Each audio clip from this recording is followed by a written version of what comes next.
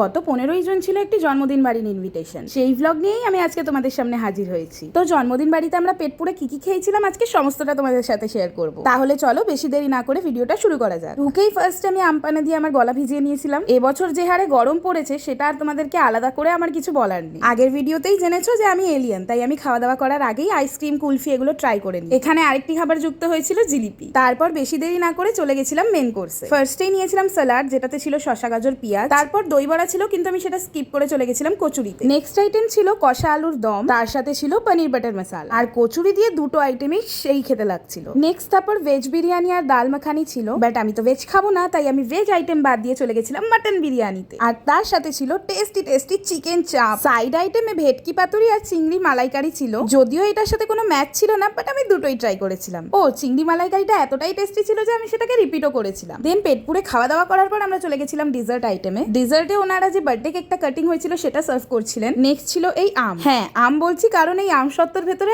Actually আম মোড়ানো ছিল, মিষ্টি ছিল না। এন্ড লাস্টলি জলেবি আর গুলাব জামুন ছিল। তো সমস্ত কিছু খাওয়া দাওয়া শেষ করে আমরা লাস্ট ট্রাই করেছিলাম এই ফ্যানটা। দেন এখানে পানের স্টল ছিল আর আমি এখান থেকে ফায়ার প্যান ট্রাই করে নিয়েছিলাম। তো ভিডিওটা সবার কেমন লেগেছে অবশ্যই জানিও। আর বিয়ে বাড়িতে কি কি খেয়েছিলাম সেই ভিডিও পোস্ট রয়েছে, দেখে নিও।